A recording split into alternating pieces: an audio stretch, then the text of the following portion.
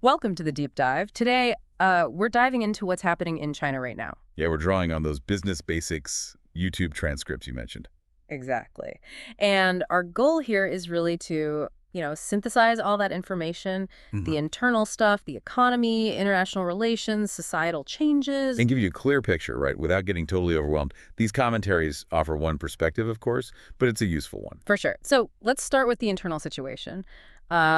Seems like there's a lot of discontent being reported. Yeah, definitely. One big thing is these reports of unpaid factory workers. Right, across China, Yeah, apparently, and unpaid for like 6 months in some cases. exactly. Leading to shutdowns, protests. It says a lot about the financial health of those businesses. It really does. If you can't pay your workers for half a year, Yeah, that signals serious problems. serious distress, yeah. Okay. Likely tied to the bigger economic picture. And the fact it's boiling over into protests, Yeah. people have clearly had enough. And it's specific, too. The transcripts mentioned Shundi Optoelectronics in Zhejiang province. Workers unpaid since January, protesting, and then police arrests. So a very direct link between the economic hardship and the state response. Absolutely. It highlights the human cost and, well, the government's focus on maintaining order, perhaps above all else. Then there's this other thing, this Beilan movement, let it rot. Yeah, among the youth, described as a sort of passive resistance. And it's huge online, like 91 million Weibo views in 6 months. Wow. It's massive. And it's not just apathy. It suggests a generation feeling, well, pretty disenfranchised. Economically, maybe politically too. That's a major challenge for the CCP narrative, isn't it? The idea of constant progress. Definitely. It hints at maybe an erosion of faith in what the future holds for them. And that connects to other economic concerns, like reports from this economist, Gao. Ah, right. Suggesting GDP figures might be inflated, maybe 10% over 3 years.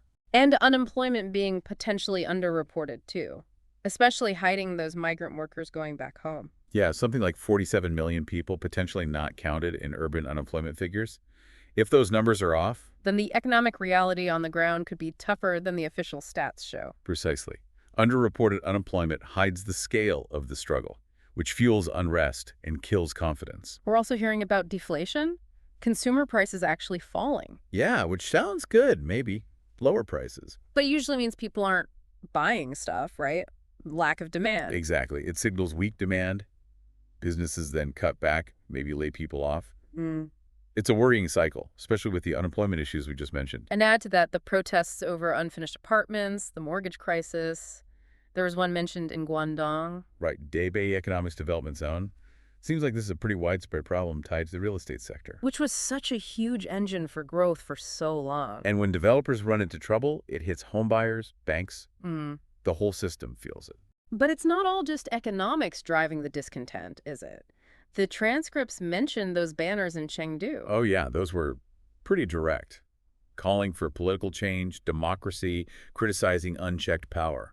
Incredibly direct messages. And the fact the protester then reportedly disappeared. Stark reminder of the risks. But the fact it happened, that someone felt compelled to do it publicly, is significant. It breaks through the control. And you see echoes online, too, right? People criticizing Xi, the CCP, about jobs, prices, the trade war's impact. Yeah, even with censorship, those voices seem to be finding ways through.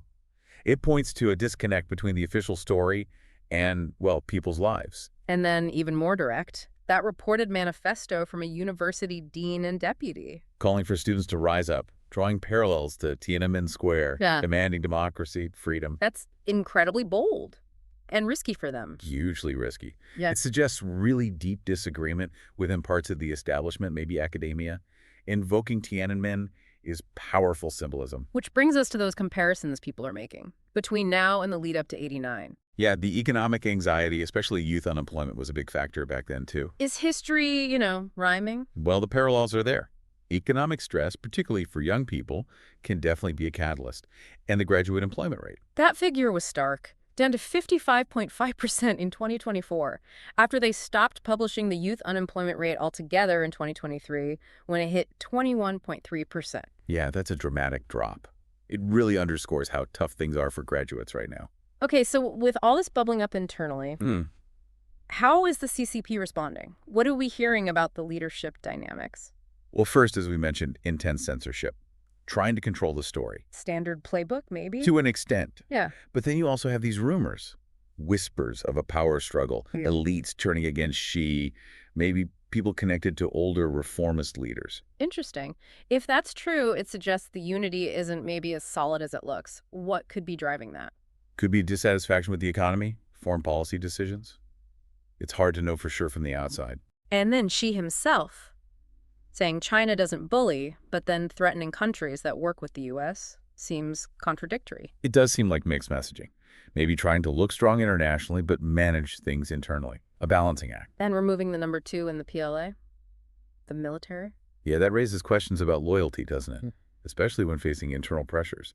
She might be shoring up his control. It feels like projecting that strongman image is almost the top priority. Possibly. Even if it means not tackling the root economic causes as effectively. It's a potential gamble. And that detail about the Boeing planes, banning them for airlines but using one himself. Yeah, that kind of thing. Yeah. Perceived hypocrisy. It can undermine credibility, you know. Plus the propaganda efforts, using TikTok overseas to push positive messages. While it's banned inside China itself, really highlights who the intended audience is for that messaging, mainly international. And speaking of international, the CIA apparently noticing the discontent, running ads in Mandarin. Yeah, targeting disillusioned citizens, talking about unfulfilled dreams, questioning the party. Suggests they see an opening or at least a vulnerability there. It definitely shows an awareness of that internal tension from the outside. It's all connected. Okay, let's shift gears a bit to the economy and global trade. The U.S. tariffs. They seem to be really biting, don't they? Yeah, hitting manufacturing hard, leading to those factory closures and job losses we talked about, especially for factories relying on U.S. orders. And a lot of that export base is in lower value stuff, right? Like apparel. Exactly. Around 40% apparel and accessories, according to one source. Those sectors find it harder to absorb tariff costs. But despite the tough talk in the trade war, the CCP has apparently quietly rolled back some tariffs on U.S. goods. Things like airplane parts, semiconductors, ethanol.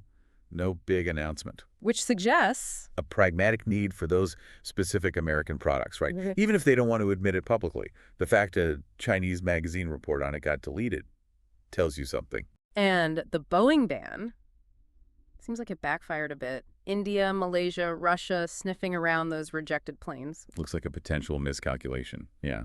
Trying to pressure Boeing, but maybe just creating opportunities for others and straining relationships. The transcripts also flagged China's reliance on oil and food imports as a key vulnerability. It is. Disruptions in supply, geopolitical tensions that could hit them hard, given their need for those essential resources. And this idea of the U.S. and allies making side deals, trying to isolate China economically. That trend seems to be growing. Countries looking to diversify away from China, build alternative supply chains for security and trade reasons. Concerns were also raised about foreign ownership of U.S. assets, like farmland. Is that a major issue? It's a point of debate. Significant ownership, especially agricultural land the size of Washington state, apparently by a country seen as a rival, raises questions about influence and security for some. And of course, the long-standing complaints about China's trade practices. IP theft costing the U.S. billions, high tariffs, forced joint ventures. Yeah, those have been major friction points for years.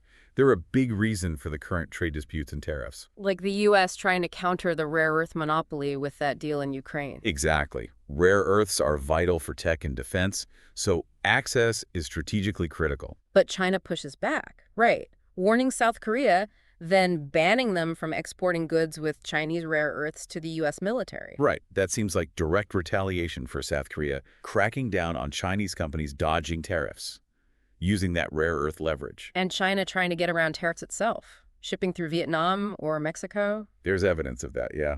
Relabeling goods. But it seems countries like Vietnam and South Korea are starting to clamp down more. So the tariffs have some effect, but need constant enforcement. Seems that way. There are always ways people try to work around them. It's quite ironic, though. China complaining at the UN about U.S. tariffs harming free trade. While reportedly blocking Apple's Gear trying to move production to India, delaying shipments. Yeah. What's the play there? Likely wanting to keep that manufacturing base in China, discourage companies like Apple from leaving, even if it contradicts their free trade arguments elsewhere. So some analysis suggests China is actually kind of folding in the trade war. quietly easing tariffs because they need U.S. products and want to cool things down. That's one interpretation, yeah. Semiconductors, chemicals, aviation parts, vaccines. Rolling back tariffs there suggests the internal economic pain might be forcing a more pragmatic, quieter approach. But U.S. companies like Apple are still heavily reliant on China for manufacturing. Absolutely. And that reliance still gives the CCP significant leverage. It's a complex dynamic. Okay, moving to international relations more broadly, the sources describe China using threats, bullying tactics. Yeah, towards countries that recognize Taiwan or support Uyghurs or push back in the South China Sea. It seems quite assertive, even aggressive at times. How's that playing out? It's definitely straining relationships, making neighbors uneasy, pushing some closer to the U.S. for security, like the alleged interference in Canada's election, too. But we are seeing some pushback, or maybe shifts. India imposing steel tariffs on China, doing deals with the U.S. India's moves are significant. It's a huge player. Strengthening ties with the U.S., taxing Chinese goods. That signals a potential strategic shift. And Vietnam buying U.S. fighter jets right after Xi visits, that feels pointed. The timing certainly raises eyebrows, suggests Vietnam is hedging its bets, strengthening defense ties with the U.S. despite Chinese overtures. Plus, Malaysia and India looking at those Boeing planes China rejected. Right. Adds to that picture of countries maybe reassessing their options. Meanwhile, the aggression in the South China Sea continues. Chinese Coast Guard attacking Philippine ships. Yes, those incidents keep happening. They're widely condemned, violate international law, and just raise tensions further. The U.S. keeps reaffirming its defense treaty with the Philippines in response. Then there was that report, China's ambassador making vague threats of war with the U.S. after the tariffs. That kind of rhetoric is alarming, especially if it's linked, as suggested, to a belief the U.S. won't step in over Taiwan. High risk of miscalculation. Coupled with more military activity around Taiwan, Japan, the Philippines. Yeah, it creates a very tense atmosphere in the region. Even the symbolic stuff feels like poking. Yeah. Denying Taiwan has a president. And the Taiwanese president's response, hoping the Chinese people can vote one day, subtly highlighting the difference. And allegations of the Chinese embassy hiring trolls in the Philippines. Spreading fake news, trying to influence opinion about the West Philippine Sea. It's another dimension of the conflict. And that rare earth ban on South Korea shipping to the U.S. military, direct economic coercion again. Clearly, using economic tools as political weapons in response to perceived slights or challenges. Okay, finally, let's touch on the societal and demographic shifts. The policies in Xinjiang, Inner Mongolia, Tibet, described as sinicization? Yeah, basically trying to assimilate minority cultures. Han migration, suppressing local languages, controlling religion, indoctrination in schools. Like the Xinjiang Production and Construction Corps, limits on Mongolian language. Exactly. The long-term aim seems to be erasing distinct cultural identities. And the repression there, mass arrests, the so-called vocational centers for Uyghurs, raises huge human rights concerns. And we see a similar trend in Hong Kong, right? The erosion of autonomy. Definitely. The national security law, canceling elections, sanctioning U.S. lawmakers, the one country, two systems promise looks increasingly hollow. Beijing's control is tightening. And layered on top of all this political and social pressure is a massive demographic crisis. Yeah, the legacy of the one-child policy. Rapidly aging population, shrinking workforce, gender imbalance. It's a slow-burn crisis with huge implications. 400 million people over 60 by 2035. That's staggering. Huge strain on healthcare, pensions, the economy. And fertility rates are still low, even after ending the policy. People aren't having more kids. Why not? High costs of raising kids, job worries, the slowing economy. Yeah. It all feeds into it. Plus, marriage rates are plummeting too. Which just makes the demographic problem worse. Could China end up like Japan economically? Stagnation due to demographics? It's a real concern. A shrinking working age population usually means less consumption, potentially less innovation, slower growth. It challenges the whole economic model they've relied on. Wow. Okay, so bringing this all together, it really feels like China is at a complex crossroads. Internal pressures, economic headwinds, tricky international relations, these deep demographic shifts. Exactly. And none of these exist in a vacuum, right? They all feed into each other. Economic pain fuels protests. Internal pressure might influence foreign policy boldness or caution. Trade wars worsen domestic problems. It's all interconnected. So the big question for you, the listener, is Considering all these pressures, where does China go from here? Can the CCP navigate this, maintain stability? Or will this convergence of challenges force some kind of significant change? What would either path mean for the rest of the world? Yeah, it's a really dynamic situation. This deep dive just gives you a snapshot, really. Watching how these trends develop will be crucial for understanding China's future and ours too.